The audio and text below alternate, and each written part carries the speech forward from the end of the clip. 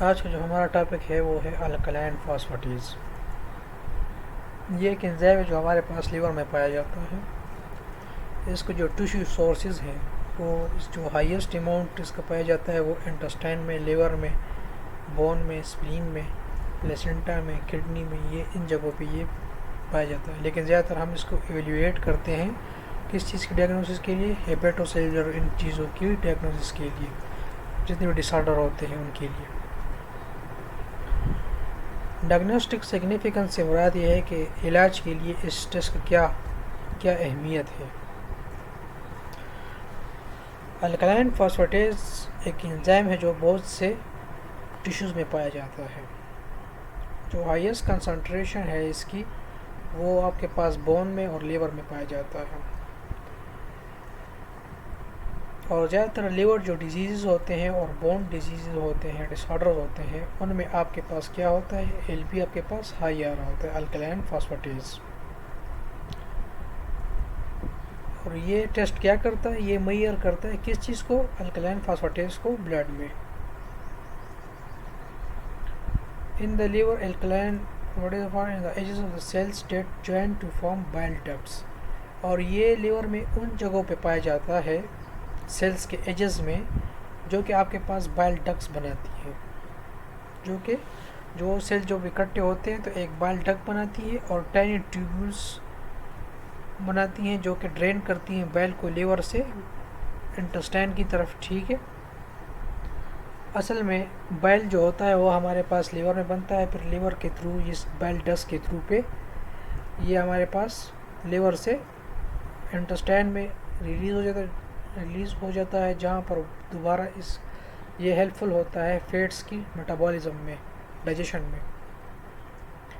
तो ये एलपी जो आपके पास है ये वहाँ पर पाया जाता है बाइल डक्ट्स के करीब। अब अगर आपके पास बाइल डक्ट्स बंद हो गए हैं तो इन पे ज़्यादा प्रेशर पड़ेगा इन सेल्स पर, जिसकी वजह से इन्फ्लेमेशन में यही सेल्स ज़्यादा फिर सीक्रेट करते हैं एलपी को। तो जितने भी ऑब्स्ट्रक्शंस बीमारियां हैं बाइल डक्ट्स की, तो इनमें आपके पास एलपी हाई आएगा। इसके अलावा आपके पास जो बोन्स हैं, LP in bone is produce by special cells called osteoblast that are involve in the formation of bones. अब आपके पास जो बोन्स हैं उनमें आपके पास क्या होता है, एलपी प्रोडक्शन कौन कर रहा होता है, ओस्टियोब्लास्ट का क्या काम है, वो आपके पास बोन की फार्मेशन कर रहा होता है। जितना आपके पास बोन की फार्मेशन हो रही होती है इतना आपके पास एलपी हाई आ रहा होता है। अब बच्चों में अगर आप देख लें तो एलपी आपके पास ज़्यादातर हाई होगा, उनकी जो नॉर्मल रेंज है एलपी की वो एडल्ट से कहीं ज़्यादा है। इसकी वजह यही है कि एलपी आपके पास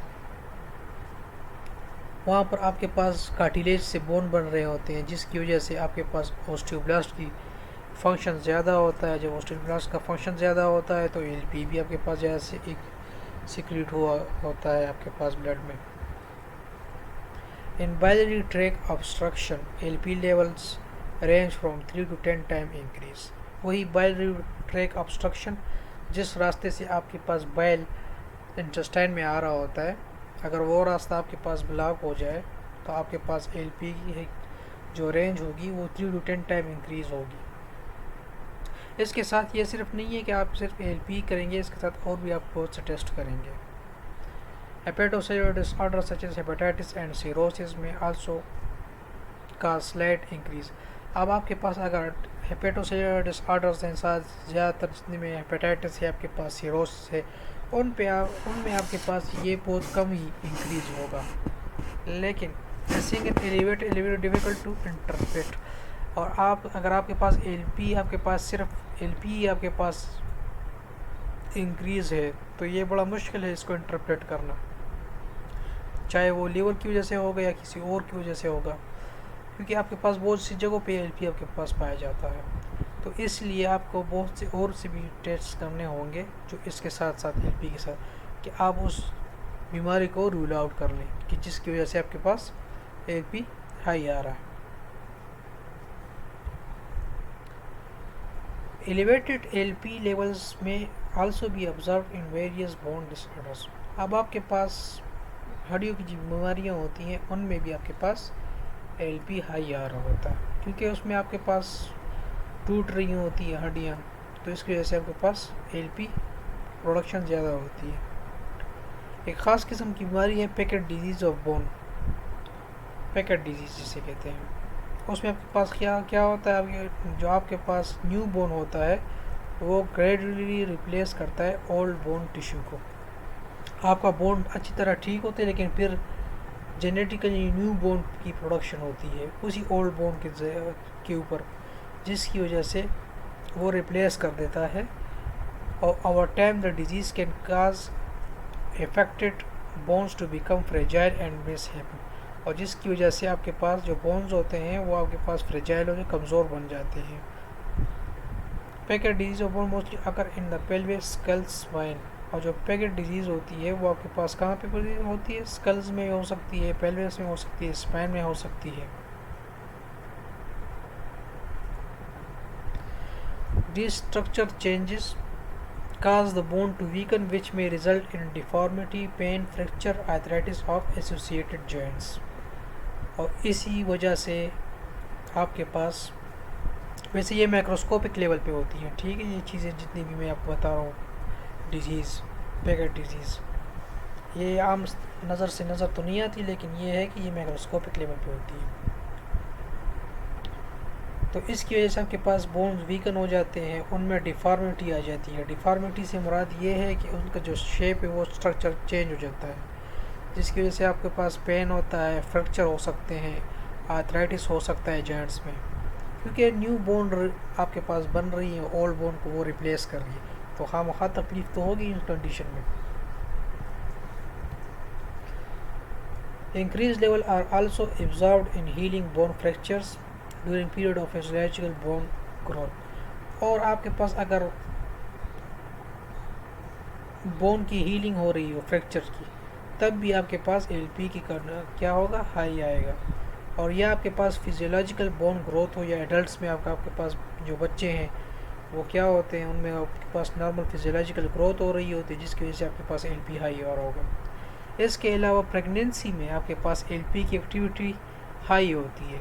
क्यों हाई होती है और किस वीक्स में हाई होती है, तो 16 से लेकर 20 में जो मंथ्स होते हैं, वीक्स होते हैं, उसमें आपके पास, सॉरी मैंने मंथ्स कह दिया, वीक्स में 16 और 20 वीक्स में आपके पास हाई होती है, क्योंकि 16 और 20 यही 7वां 8वां महीना आता है, इस दौरान बच्चा बन रहा होता है, उसकी हड्डियाँ बन रही होती है, तो एलपी आपके पास हाई होगा।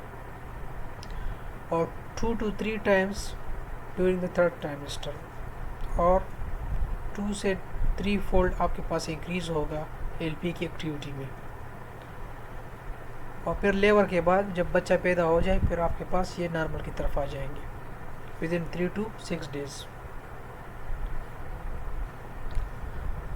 हेमोलिसिस आपके पास में का स्लाइड एलिवेशन, हेमोलिसिस आपके पास स्लाइड हेमोलिसिस काज कर सकती है, because LP is approximately 6 times more concentrated in erythrocytes than in serum। और LP आपके पास कंसनट्रेटेड होता है कहाँ पर, एरिथ्रोसाइट्स में, एज़ कम्पेयर टू सीरम। और LP के जो ऐसे होता है, उसका जो टेस्ट होता है, वो आपने जल्दी से जल्दी रन करना होता है आफ्टर कलेक्शन। तो ये था आपके पास LP।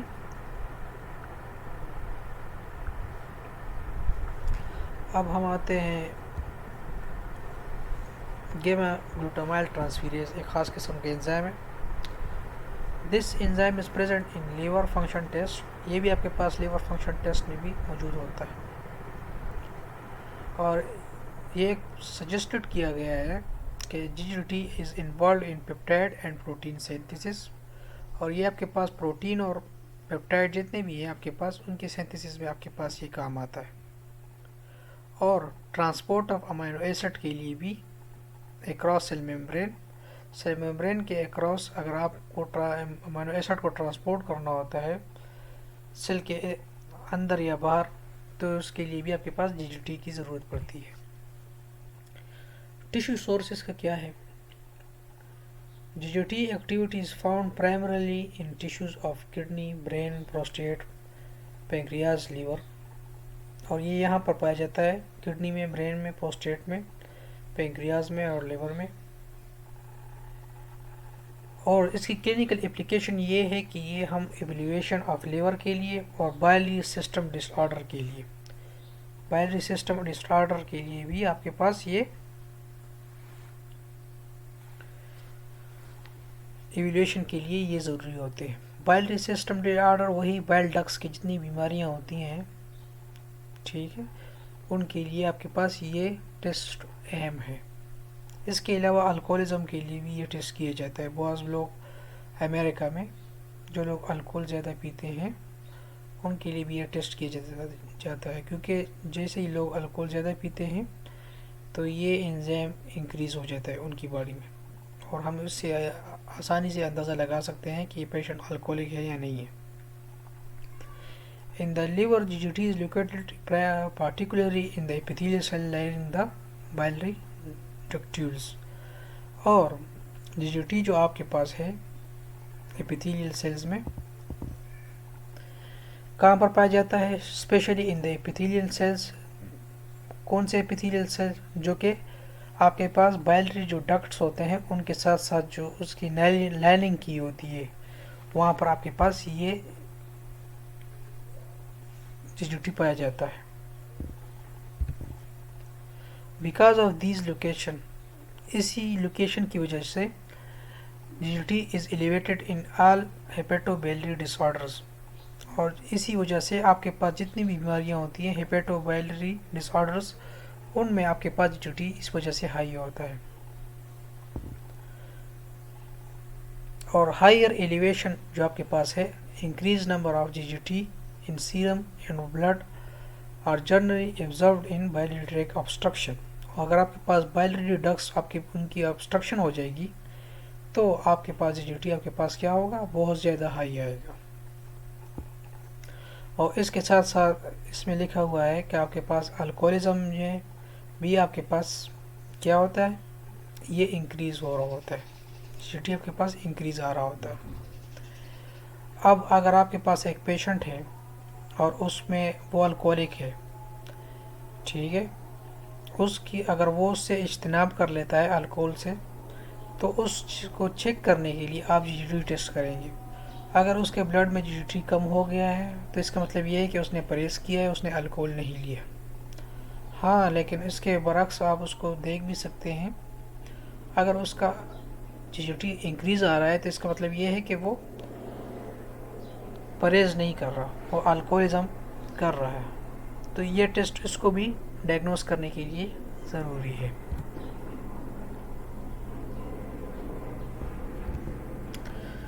सोर्स ऑफ एरर ये है कि GGT आपके पास स्टेबल है, ठीक है, और इसकी एक्टिविटी में कुछ फ़र्क नहीं आता अगर आप इसको एक वीक के लिए 4 सेंटीग्रेड में रख लें। हेमोलिसिस इसके साथ इंटरफेयर नहीं करती क्योंकि ये सेल के अंदर नहीं होता, ठीक है, इसलिए हेमोलिसिस का इसके साथ कोई ताल्लुक़ नहीं है। जो रेफरेंस रेंजेस हैं इसके, वो 6 से लेकर 55 यूनिट पर लीटर हैं मेल में, और फीमेल में ये 5 to 38 यूनिट पर लीटर है।